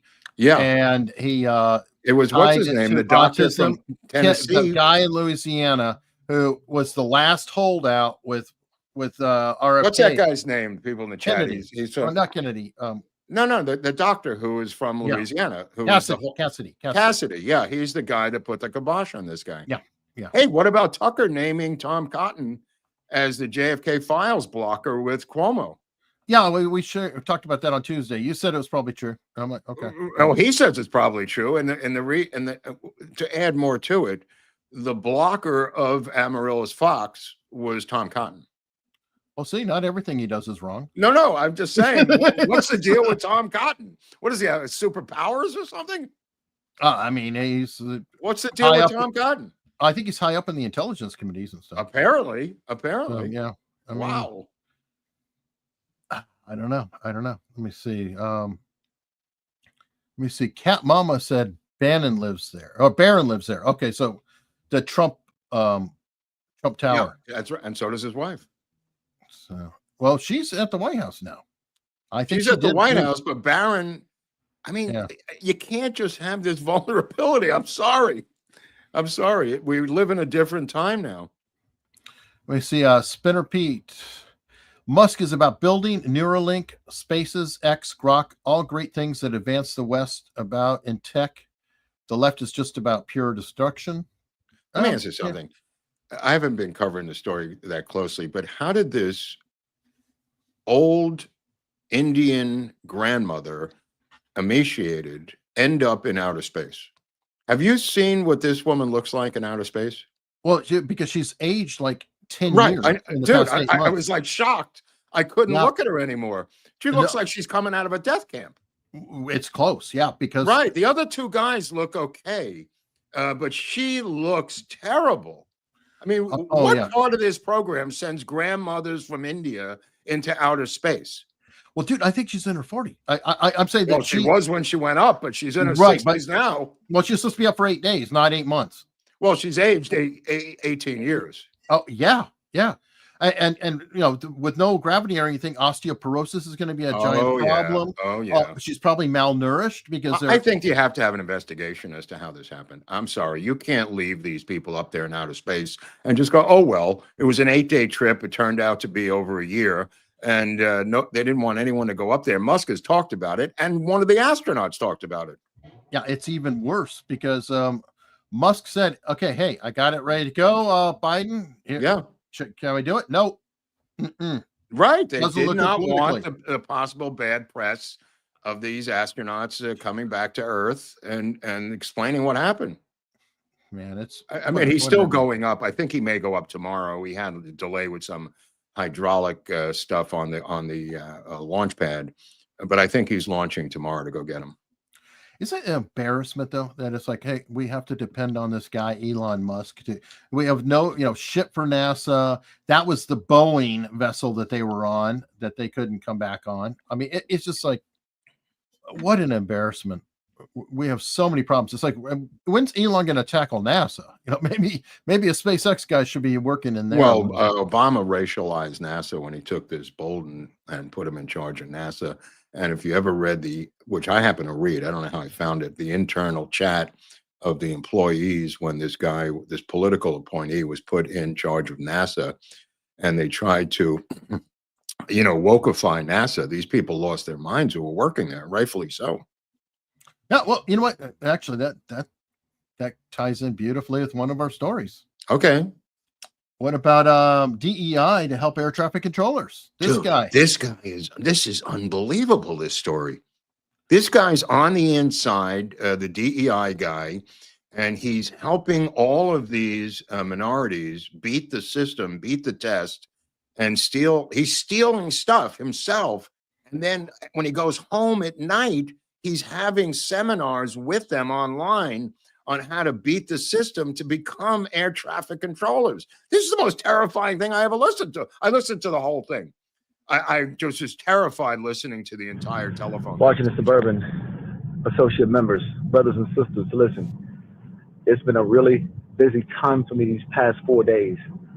I know that each of you are eager, very. See, it sounds like he's sermonizing. We can't play the whole thing, but no. It is brothers and sisters have done it. It's totally politicized. It's totally Black Lives Matter. I mean, holy crap, is this scary? And he said, these guys are saying in the article, they're saying they're already in there now. The guys who got in. don't know what they're doing, couldn't pass the test in a million years. And this guy helped them beat the test. Meanwhile, they all gotta go. You have that class action suit going right now with all these people who aced this is the messed up part, Mark. He's telling them how to cheat on the new test, which is already rigged in the favor of them. Like you said, there's going to be earmarks on your resume and whatever else. And flags. They were being failed so quickly that he's going, don't turn in your test. They're going to reject it immediately. Don't turn it in. And let me work with you because I have more answers tonight. In other words, he must have gone in and gotten more answers to the test because they still weren't passing. Whatever he did before, they were still failing.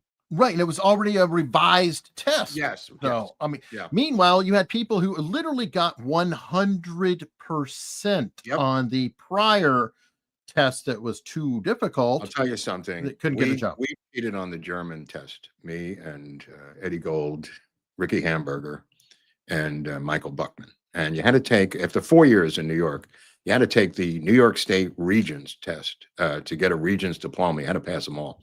And we had a guy who loved failing us every quarter in German, the language, right?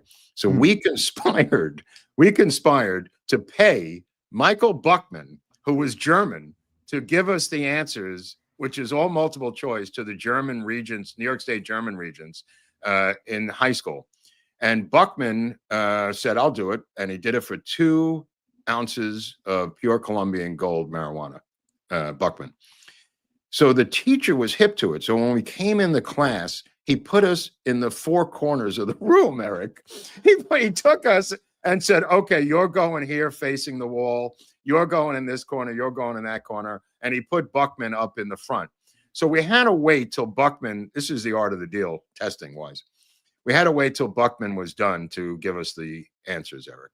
And that would mean he dropped his pencil and then he would begin transmission. It's a very complicated move. So Buckman gets done with the test. We're making believe we're all doing the test. Test takes hours. And then Buckman starts to transmit the answers. Anyway, we write them all down, go home. The teacher called each of us. And here's the joke. The teacher called each of us. And he was like Mr. Cotter on Welcome Back, Cotter. He was exactly like Gabe Kaplan. He's a young guy, very funny. He was on to us. You know, he knew we didn't study. And he said, you guys are dead. You're never going to pass this fucking test. And he would mock us. And we go, you'll see. We're going to get it. You'll see, you piece of crap. And this was like this jocular thing we had with the guy. And we had him for 4 years. The same guy, this Gabe Kaplan guy, was very funny. And he called us, never did this before. He called us at home. And I picked up the phone. This is what I heard. This is what he says. How the fuck did you do it? I go, who's this? And he just goes, how the fuck did you pull that off? I go, Mr. Kaplan? And he goes, that's right, you piece of shit. It's Mr. Kaplan. And he called each one of us at home. Now, here's the joke. We knew that he was on to us, so we intentionally got a bunch wrong. So I got an 86 on it, not 100. Okay. Yeah. Buckman got a 99, and we could have gotten 99s, but we took the thing in the 80s to prevent that from happening, what you're describing. So I said, how'd I do on the test, Mr. Kaplan? He goes, how'd you do on the test? You got an 86, you son of a bitch. That's how you did on the test. I go, woohoo, woohoo. Anyway, and of course, and you randomized, so each of you got different things wrong. Yes, absolutely. Absolutely. Yeah. Oh. I just remembered that. It was just so crazy. And that gave us the full Regents diploma, which was what you needed to get a Regents diploma and get a Regents scholarship in the state of New York. Wow. Yeah. But yeah, getting 100, that's a dead giveaway. Oh, yeah. Yeah. All right. I just saw this coming through. Apparently one of the Tesla vandals, I think this person did it in February in Colorado. You'll be surprised to see he's trans. Right. But what happened? Remember the 2 from BLM that threw a Molotov cocktail in New York? Oh, they got like probation. Right. I think they did. Joke. They got a little bit of time, I think. They were both professors or lawyers or something. Is this the guy? This is the one, yeah. Let me tell you something. There's something in their heads that makes them violent. This group out of the, and Andy No has been covering it wonderfully out of Portland and Rance, Jason Rance has been covering it out of Seattle. The amount of violence involved with these people is breathtaking, statistically off the charts, Eric. That's just cruel. Somebody in the chat said it looked like Tiny Tim. And it does. He does look a little like Tiny Tim. That's not bad. That's not bad. It's sad but true. Poor Tiny Tim. He's going to be rolling in his grave. He was weird, but not that weird. Not that weird. Tiptoe through the tulips. Oh my God. Well, okay. Speaking of weird, because we'll stay on the airplane kick, because why not? Wow. Why not? Seems to be a thing. Yeah, it's a thing. I don't know what the FAA has to do with any of this stuff. This is all ground control to Major Tom. And my father. No, but this is in the air. Right, right. You got some nutcase who apparently this one's attacked great. This one's crew great. members. Yeah. Can you play this video, a little bit of this video? I mean, this is the greatest video I've ever seen. This guy, of course, they're from Haiti. Him and his sister are both in some sort of a trance on board the American Airlines flight. And they go, I was just on this thing. See this plane? This is the plane I took to Phoenix. That plane out of Burbank is the exact same plane. It's very narrow. It's 2 seats each, you know, going back, a narrow row. The stewardess spilled hot coffee on my arm, almost killed me. Is it one of those that's like 2 on one side, 3 on the other? No, or? 2 and 2. 2 and 2. Oh, okay, okay. Yeah, no, it's a very skinny plane. Anyway, these two Haitians are apparently in some sort of a trance. I don't know if it's bath salts or voodoo. He gets up and he starts beating the seats, going crazy, trying to get into the cockpit. And the passengers had to go and try to beat him down. They tased him 4 times to no avail. And then he got a death grip on the sister's hair on top of her head. In other words, she had dreadlocks on top of her head, and he was holding on to the hair for dear life, where they had to take a knife and a scissor and cut her hair off the top of her head to release his death grip on his own sister's hair. Now, while he's holding her. While he's holding her. And she's insane too. They don't really cover the fact that the sister's in a trance also. It's not just him. The sister says someone's in the back of the plane coming for us. It was like that woman who pointed to the back of the plane. Remember that? Oh, yeah. Who managed to start a whole social career on it. Right, but these people were violent. This guy was ripping the seats apart, going berserk, Eric. Did not want to go back to Haiti. I guess not. Were they being deported? No. Okay. No, they were already in. They're the best that Haiti has to offer. And then he took his rosary beads and he ate them all. He had a necklace of rosary beads, and he started eating them all and yelling about Satan, screaming about the devil. And they literally had to beat this guy down. Wow. He knocked a couple down, and you know, all you've got is some really on this flight, some out of shape stewardesses. You know what I mean? They really. Well, yeah, I mean, if it's not for the passengers, there's a paper thin door. It's a paper thin door with the pilots on the other side.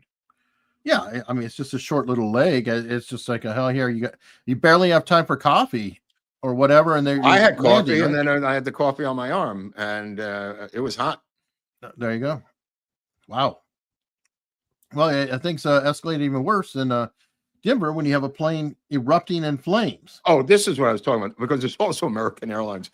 They're out in the wing there because the engines are on fire. And the reason I mention this is my dad was telling me years ago that they started to farm out the maintenance and reduce the amount of maintenance on these planes because they turn them around so quick. So they're out there with hoses while people in the terminal are watching this. And they're hosing down the engines that are on fire. Wow. Yeah. That so the people are out, they're out on the wing. That's the photo that you're seeing there is the people. Look at this. It's on fire. Look at this scene. Look at this scene. This has nothing to do with the FAA. This is about airline maintenance. This is what's going on. This has nothing to do with government. No, but it's like everything going wrong at one time. Yeah. Look what they're doing here. They're like the fire department. Oh, my God. It's crazy. This is Denver Airport. What would you do if you had your flight that day? Would you feel like it was GARP and you would say, hey, it's pre-disastered? Oh, well, you just go, well, it can't happen twice. We're probably good to go now. No, exactly. The world according to GARP, I've read the book and the movie, but remember in the movie, they're looking at a house and the plane goes and crashes in the house and he's like, we'll take it. Right. Well, my dad said that the guys in his crew sometimes would leave empty beer bottles in the engines or wrenches or screwdrivers. And I mean, now apparently the bottom has fallen out in terms of the quality of maintenance at these airports.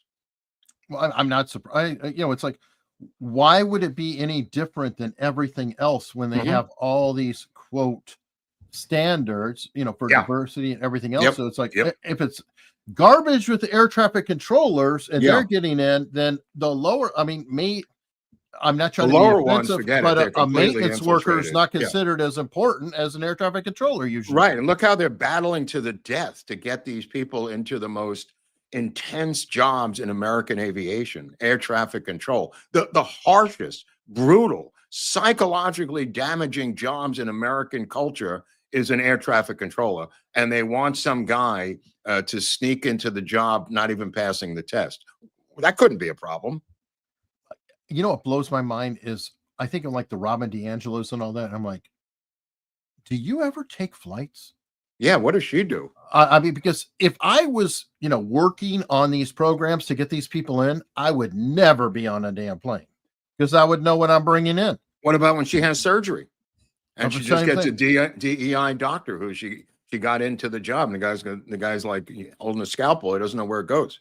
Probably does tourist surgery, goes to Mexico or somewhere else. He does it in his basement. A lot of these people here in LA have, these women do like butt implants on their own. There's somebody's mother does it. I mean, there's a whole cottage industry of non-licensed medical practitioners. Let me just put it that way. Wow. Amazing.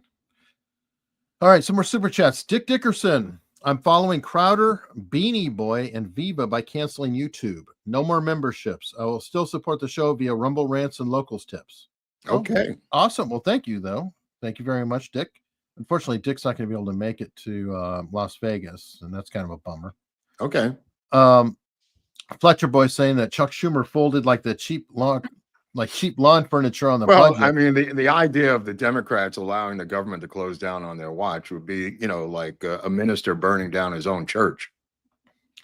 It's ugly, but I have an article and it is kind of a hilarious thing that they were boxed into. Yeah. Because part of the plan was that he was going to slow Elon down. And so they literally were trapped in a position. They have to vote for a bill they hate just to stop Elon Musk from cutting any deeper into what they're doing. Wow. I mean, Dora was amazed. I'm amazed. You're amazed that the thing they're fighting is corruption, graft, and bad spending. I mean, think about this battle. At some point, you got to stop digging. They're digging their own graves, and yet they just keep digging. It's astounding. They think that personalizing this against Elon Musk is, first of all, it's not going to stop Elon Musk. Second of all, how do you explain that most of this money is Democratic, graft and corruption? I agree. It's wow. I guess maybe they thought about it and they said, we have no other choice. We've been caught stealing the money from the United States taxpayers, shipping it overseas for our pet political causes. I think the only thing we could possibly do now is kill the messenger and go. It may have been a logical think tank that came up with, like the Rand Corporation. Maybe they said, look, we analyzed everything. Your only option now is to go after him. And that's a weak answer. No, well, it also is that, sorry, you got no more money. Wait, no. I mean, right. Okay. It's almost like they're running out of oxygen. Like this is literally their last gasp. So they have to fight for every last bit of graft that they have. Once the money goes away, the money for graft goes away. The money for the phony journalist goes away. The money for the phony dictators goes away overseas. Everything collapses. 100%. Well, kind of like take the case of Hunter Biden. which we're following up on. Oh, right, with Garrett. What happened? His money has dried up. So there's an example for all of them. The money has dried up for Hunter. Yeah. He has to drop lawsuits. He can't go any further. Right. This is just a typical example of what I'm talking about. Hunter Biden is the tip of the spear, but an example of how their operations have now been curtailed. The money drying up happens so quickly. In other words, if the graft you're getting every month is $100,000 a month, and that's cut off, what do you do the next month? That's $100,000 that pays your rent. You know, and he's a renter. He has a house that rents. You know, he doesn't own a home. I mean, he doesn't have a job. He has nothing, and there's nobody who's going to say, "Here's my couch," because nobody wants him. He has no value to him because they're transactional the whole way. The only sad part about this is that it looks like he's going to skate on the legal bills, and he doesn't have to pay. Well, I think it's not over yet. I understand that was a ruling. They're going to continue to pursue it, though. They're going to appeal that, from what I understand. Garrett was on with Greg Kelly last night again. Garrett Zegler, who was on our show last week, was on with Greg Kelly talking about this.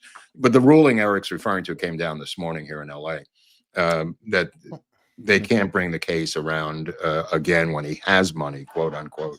You know, right, which is good. So I mean, it is a win for Garrett. Now he can go for the blood. Hopefully, we're going to have Garrett back on to explain it himself. Once the dust settles on this thing, he wants to come back on. Seems to enjoy the chat. He says the people in the chat are some of the best people in America. I don't know what he's obsessed with the chat, but he seems to love the chat, and he begged to come back on so the chat can talk to him directly. By the way, while we're on that chat, Mark loves you. He really does. Mark just has a harsh personality, and sometimes it's so shocking. They've been watching the show for over 3 years. They have no idea what my personality is like. They're completely baffled by what this guy's talking about. But let me get to the auto pen, because the chat is Chris Banks is obsessed with my hair, and I love Chris Banks, but you got to get a life, bro. Stop the gay stuff already. The situation with the auto pen is really getting hot and heavy, Eric, because there's now people, and even what's his name is on this. Garrett Zegler was talking about last night that you can find through cell phone, computer, cell phone, and tower analysis where Biden was when the auto pen was being used to sign his name. That I never thought about that one. That one really interesting, and to prove that he was not there and having no control over it. But the question is this. He doesn't necessarily have to be in the room. Right. He could be supervising, or he could have left instructions. Right. And that's the part that's difficult. And maybe we need to look at the procedure. Like maybe the president has to be able to give this order, or there needs to be an audit trail that, yes, he in fact gave that order. Because that's the problem. I agree. But if you have a House investigation oversight into this and you call the lawyer, the people who don't know, there's a lawyer in charge of the auto pen, like there is a major that carries around the nuclear football. This lawyer apparently is the one who gets directions from Biden to sign something with the auto pen. Now, if you subpoena this guy and put him under oath, and he says that Tony Blinken told me to sign this document, bingo! Now you've got a case. Oh no! Now you've got a crisis. Now you've got a crime. Never mind a case and a crisis. Now you've got a criminal action. Well, no, it's worse now. I mean, because now it's like every single document EO could be potentially voided if you don't have any knowledge of it. Including the pardons of this guy Hunter Biden, which is why Zegler was on it, because the pardons become null and void. And he was mentioning again, Zegler was and I've mentioned this before. The Ford pardon of Nixon was never contested by or challenged or brought anywhere, especially to the Supreme Court. So the validity of that pardon, despite what you think about it and the political damage it did to Ford, is historically accurate. It's never been tested legally. It was never tested legally, nor has the auto pen been tested legally in relation to the pardons. And I think that Ford actually signed that one, though, probably. Well, right. Again, that's not an auto pen situation, but I'm talking about the pardons themselves. Sure. The pardoning of his family, the extended family. Oh, yeah, those are right. Okay, so then that has to go to the Supreme Court. And I don't know, what do they work 1 day a week? Do they work at home, the Supreme Court? What's the deal with these guys? I think they're in session right now. Okay. But it's Are they there every day, or is this a stay-at-home job? No, I think they're there talking and doing whatever. Okay. But I think they're going to be going on summer breaks. They do have these big spans. Yeah, they have long gaps where they just go to Europe. I mean, I don't understand it. Yeah, I don't know either. That's we were, you know what, we were just talking about that everybody's favorite justice, Ruth Bader Ginsburg, wanted to replace the Constitution with who? You were telling me about that. Yeah, no, she said famously in one of her, I don't know, it was the New York City YMCA speeches or something, where she's at the Y in New York, and she thought that the South African Constitution was better than ours. And she said famously, if we were going to start a new Constitution, we should model it after the South African Constitution. And I always thought that to be the craziest statement she's ever made. Yeah. That way it was truly bonkers. Well, this is in reference to Barnes' case in Seattle, where the judge said the Constitution has no place in this courtroom, sir. Which is mind-boggling. Yeah, he's out. Apparently putting out the transcripts pretty soon. Well, good. I hope so. Yeah, audio too. He's got apparently audio. Oh, I like that. I like that. I mean, because there's already a verdict, so it can't be like it's in the middle of the case. So yeah, good. I hope he does. Okay. By the way, Bobby Kennedy did act on one promise, or he is acting on one promise. He's ordering the FDA to close the food ingredients loophole. Now, this one is really interesting because what is the loophole? The loophole is they kind of have something in there called GRAS, as in GRAS, generally regarded as safe. And it allows manufacturers to self-certify. Weird. So if they have new ingredients and chemicals with unknown safety data, they just say, no, it's good. It's good. We checked it. It's good. I wonder if that's the same thing when you get these vitamins over the counter and it says proprietary blend on the ingredients. When you get some of these things and it doesn't list it, and they claim that their competitors would do the same thing. In other words, they take over like B12 and B complex, and then there's something else, and they just merely list, secret proprietary blend. Yeah, exactly. Well, here it is. Currently the FDA encourages, Mark. Encourages. Wow. Because if you don't, you might get a strongly worded letter. Anyway, food manufacturers to submit GRAS notices. So they don't even have to say what it is or whatever. They're allowed to self-affirm without notifying the FDA. Weird. That's totally weird.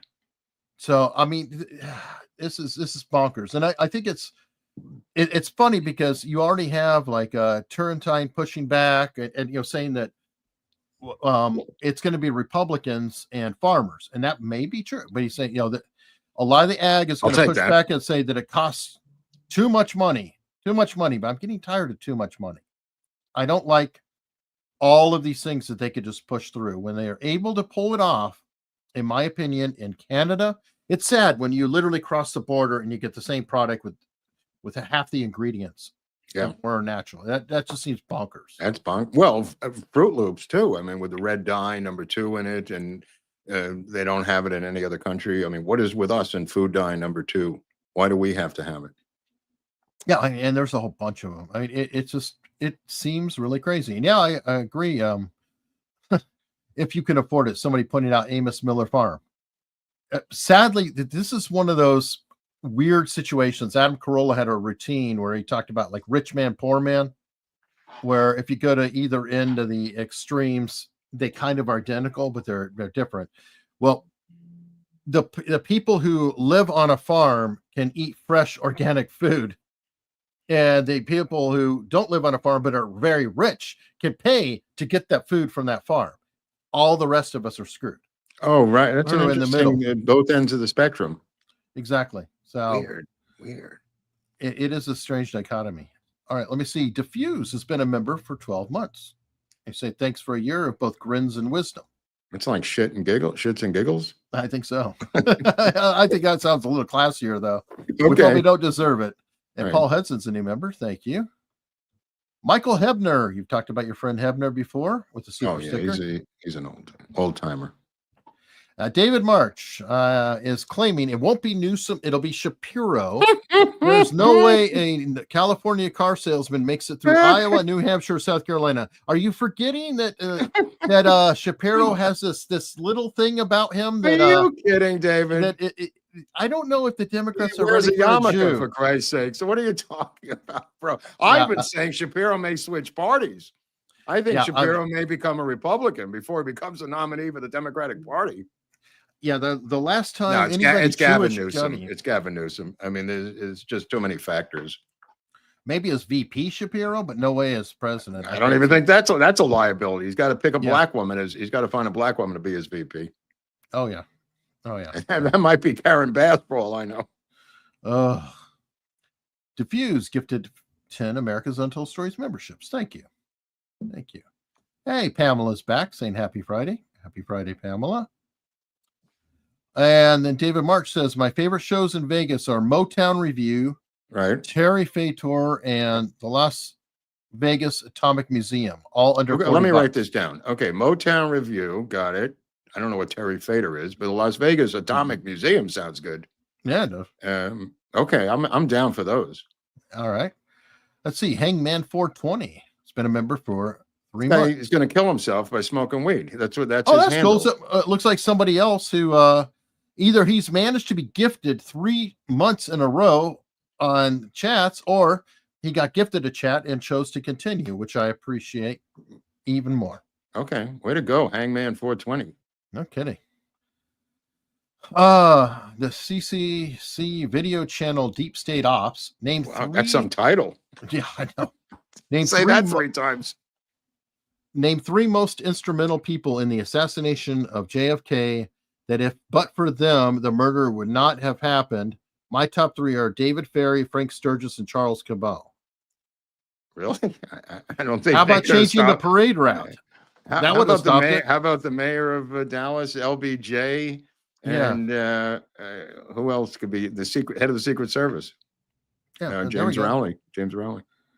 Yeah, I'm like just changing. I mean, without Rowley, without the Secret Service and Rowley, the key is the Secret Service and James Rowley, because he's owned by LBJ, and they seize newsreel footage. They intimidate witnesses. The FBI basically does it pretty straightforward. But the Secret Service is really the loose cannon here, and I don't even mean the guys who are in the boat in back of them. The ones who didn't respond and the stripping ones. The Secret Service itself going around after the fact, intimidating the doctors, stealing, taking the autopsy photos. They really did the yeoman's work, and that guy was James Rowley, and he was sewn to the hip of LBJ. All right. Hey, Paul Rose, 76 with the Rumble Rant, said this will piss Mark off. Anna Paulina Luna introduced the Shred Act. It would make it illegal for anyone in the intelligence community to destroy documents. It would carry a 20-year to life sentence. What? Good luck to her. Dude, this chick is a gift that keeps on giving. Holy crap. There's got to be a test to get into the House and the Senate. There's got to be a test. A cognitive, reading test, history test. There's got to be something. I'm sorry. This can no longer continue. Yeah, I don't know. Paul Rose, 76. I like when Bannon asked about death threats against Elon, considering how he thinks Elon is evil. Bannon says Elon needs to push forward with DOGE. LOL. Bannon wants Elon 86th. Is that true? Bannon and Elon have a very fractious relationship, I would say. Okay. There have been, times that it's, popped up and down, like Bannon's like, we got to get this guy out of here. So I don't know if it's Bannon. We talked about that. Remember the H-1B? Yeah, but I saw an interview with Bannon where he denied the whole thing too. I've seen it both ways. I don't know. Hard to deny when they pull sound clips of him saying this son of a bitch. No, I haven't seen those sound clips. I haven't seen. Okay, but whatever. I think that Bannon might be a bit of a hothead, and really go up and down. And I've also been to prison for this administration, so I cut him some slack. Okay, I kind of am by saying he's a hothead. Okay. Speaking of hotheads, I'm a hothead. So I love hotheads. Today was Dan Bongino's last day. Right. You know, it's weird because I listen to the show every day, and now I'm going to not have anything to listen to. I'll have to he's listen got to a Charlie replacement Kirk. host. Yeah, but Charlie Kirk's on the other channel. I listen to Charlie Kirk. Okay, well that might be good anyway. Charlie Kirk's yeah, I don't mind listening to him. Future guy. Drive time, you know. All right, Alexander B saying, what's the fuss on AutoPen now? Most business and contracts happen this way. Today used it recently on some mortgage paperwork while I'm out of state. Again, it's a matter of who's controlling it. Controlling it. I can't express this enough. If the lawyer is being controlled by Sullivan and Blinken and others, and Biden has no idea what he's signing, you got a problem. Yeah. I mean, that is the issue. That's the issue. It's not the electronics of the pen. You're missing the point here. The 100%. point of the pen point. Yes. I saw this. This is a story. I didn't know if you knew anything about this show, Ghost Adventures. What's that? I've never watched it, but apparently the star's wife has been arrested. This is March 11th. It's a couple days old. Okay. For hiring a hitman to kill him. Dude, there's so many people hiring hitmen to kill somebody, and they're getting caught. I mean, it makes me think, how many have gotten away with it? I don't think many, because I think you don't think anybody gets away with it, or not really. Not unless they're actually connected, because this is what I see happening. Yeah. Unless you live in an environment or you have family or something who is connected to folks. So like, okay, you and I decide, hey, we want to go hire a hitman to do that. Where are we going to go? To get one? Yeah, exactly. How about the Ukraine? We get this guy Ruth out of the Ukraine. Oh, well, yeah, he got caught too. Yeah. Anyway, but he's an idiot. Well, that's the problem, is it? Yeah. It's not like we can go, dial the newspaper, hitman are us. Most of the time they have cops that are sitting there waiting to take the call. It's not easy. Somebody will snitch it right over to a cop. I'll give it to you. It's not foolproof, but I mean, no, I there's countless hit people, I think, who are really caught. They're not actually hit people. It's just people who go, oh, I want to hire somebody, and it's a spouse or whatever, and they go find a drug dealer or somebody else, and the drug dealer says, football fans could look at the Ravens. They had a player on the Ravens that a defensive star who people know. I won't go into it, but Ray something. No, I forget the name of the guy. Oh, Ray. Yeah. What's his face? Right. I say Ray Stevens, but I don't. No, it's not Ray Stevens. It's Ray something or other. Defensive end on the Ravens, involved in one of these hitmen for hire things with his wife. I think he did time on it. Yes. Oh no, he did. I think he actually got out, but yeah, he did get out. Surprisingly, but yeah. I can't remember. I know it's Ray something. Anyway, it's not that expensive usually, because if you are on a budget, you got to find the right guy. But you have to kind of be, again, from a background or be somewhat connected to do it. Like, Aaron Hernandez. That's another one. That's another one. Right, but he kind of had a criminal background or grew up in an area. So, there it is. Ray Caruth. That might be. No, that's not his name. Not Caruth. Ray Lewis. Ray Lewis. Ray Lewis. Okay, thank you. We knew it was Ray, but anyway, I don't think. I think that most of these people get caught, and some of them are hilarious. There's videos out there of like this one woman who hired a hitman to kill her husband, right? And the cops, they have it all in body cam video, and they show them notifying her that I'm afraid, your husband is dead, and her going into all the hysterics and everything. And they're like, happy or no, just bawling her eyes out like, oh my God, I love him. Well, you got to do that. You got to do that. I said, no, it's just so wonderful. I've always said, if I had murdered someone, the police brought me into the interrogation room and they said, we got some bad news. Your wife has been murdered and you're the suspect. I would fall to the ground and get into a fetal position, making believe I'm moaning and sobbing in a fetal position on the ground. That way, if you ever see these tapes, they always just say, That's so sad. My wife, you never could pull it off. You're not Robert De Niro. So my plan is you fall to the ground, you collapse. You just go, and you collapse, and then in a fetal position start moaning and groaning. That'll freak them out. You make me think of the answer. You saw that thing about Beast Games, right? That they gave Which ones? Beast Games. It was on Amazon. Mr. Beast, he's a big YouTuber. He did a thing on Amazon. Gave away $10 million as the main prize. Wow. And the way that the thing broke down, I actually covered it on my Eric Hunley channel if you want to see it, was the last two contestants had to flip a coin. One chose if they were going to be the guesser and one was going to be the hider. So there were 10 briefcases. One of them had a check in it with $10 million. Wow. And so one contestant had to hide the check. And then the other contestant takes off the blindfold, turns around, and the other contestant has to sit there and let the other contestant guess. Wow. And this guy just read her like a book and knew exactly what it was and found it.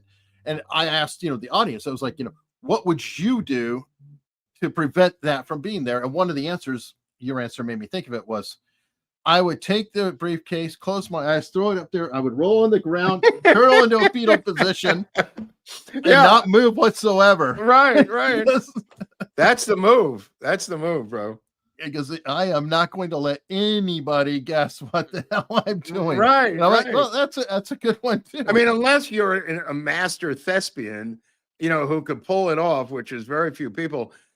Criminals sometimes who are sociopaths are able to be good actors. Let me put it that way. But these crimes of passion, which are not crimes that are thought out, quote unquote, they're not so good at this, from what I've seen. The crimes of passion ones are the ones that get caught immediately. You know what's funny? Because even the psychopaths have a tough time. I deal with, behavior panel and things, and we've talked about it. They get tripped up too because the weight of holding a story together and keeping a timeline together when it's bullshit is extremely difficult. And one of the things they will say is, like, you give them your line. Oh, I went here, I went here, I went here, I went here, right? So here's your path of events or whatever happened that night. And so then they'll say, okay, so you went there. Now, what'd you do before that? Now, hold on. What was before that again? And now what do you do? Right. It's hard. It's hard, Eric.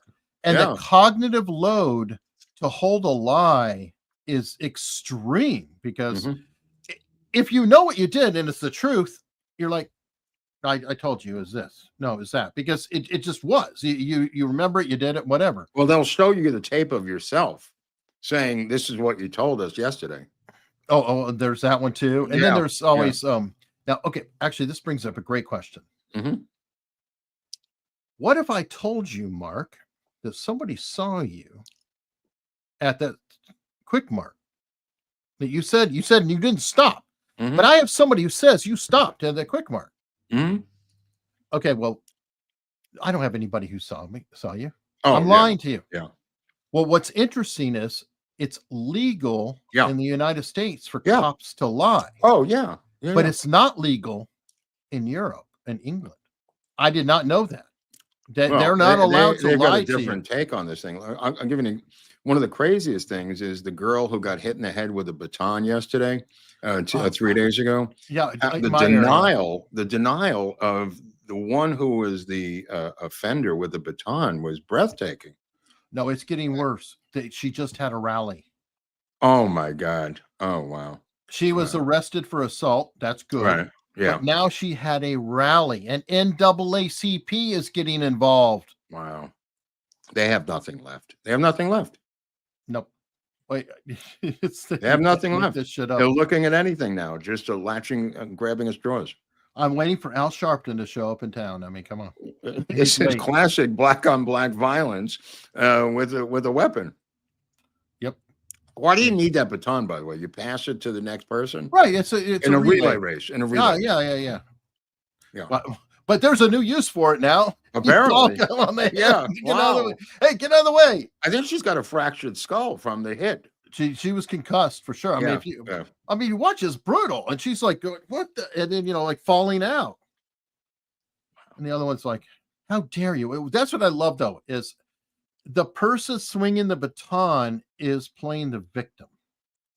At first I thought she was the girl who was hit. I didn't understand at the beginning what the hell was going on with this case because it was so open and shut. They're now saying there's additional video. Her head went back into the left.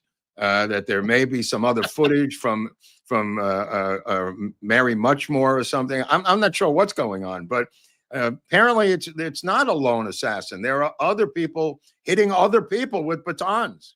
Yeah, the white people, because this is racist. I mean, everybody in this thing, all the runners were black, right? Or no? No, it's internalized racism, I'm sure. Right. No, that's a new one. Maybe I think it's Larry Elder's kid. I think it's maternalized because her mother is defending her. It's maternalized racism. That's true because the father of the kid who hit the other actually went and apologized. He's probably right. The mother is taking it to the mat. Yeah. He wants like a GoFundMe immediately to raise money for Al Sharpton or some person to come, Crump or someone to come down there. It's mind-blowing, but that's how you know there's no problem, because when NAACP, it's like you can't find anything, you're going to go on this. Okay, yeah, problem. Well, it's like I said, Thank You, Masked Man by Lenny Bruce. The Lone Ranger has cleaned up the whole town, and there's nothing left for the Lone Ranger to do, and he says, now I'm going to make trouble. To justify his existence, in other words.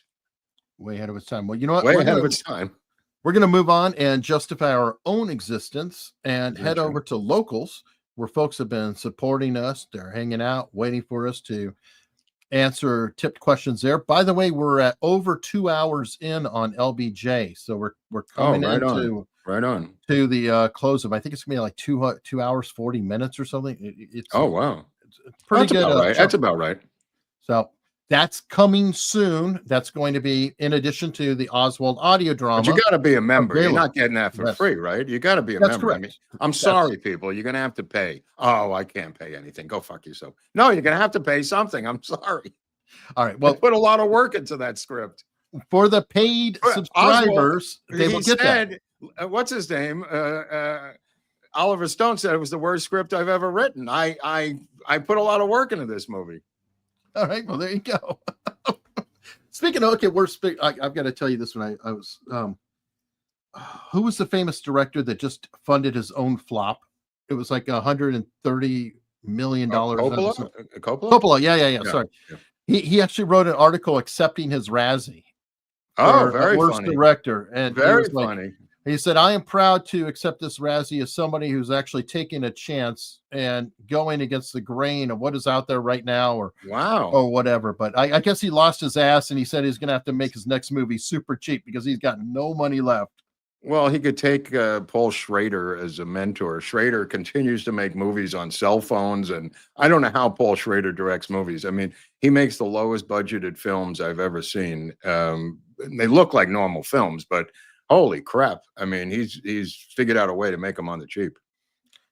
With the equipment that they have now and post-processing, I think that it's not unreasonable. No, you could definitely do it. Certain types of films. I mean, you can't blow shit up. But certain he makes these walk and talk kind of films where it's just two people talking and you get a nice location and you get some production value, but you can't, have invasions of armies and things, crazy things. It's just got to be simple films, but you're right. For now, but you can start leaning into sci-fi and AI might start slipping in where you could, never mind CGI, you could, get AI to do some of that. So it's going to get interesting, but we'll continue this discussion on locals. Again, it's free to join, but you can also be a paid subscriber. It helps. That's how they get you. That's how they get you. That's right. Yeah, they suck you in. It's called freemium. And the next thing you know, they're making you a paid subscriber. So be careful, people. Yeah, it's freemium. It's like that, the kid gets the first dose and the drug dealer for free. Right. Yeah, it's dark, man. It's so dark. Actually, there's a lot of content there. That's always free. No, and you don't have to pay for a lot of the free content, including our show without ads. But we'll see you there and you can check it out. I'm gonna go to the bathroom. Okay.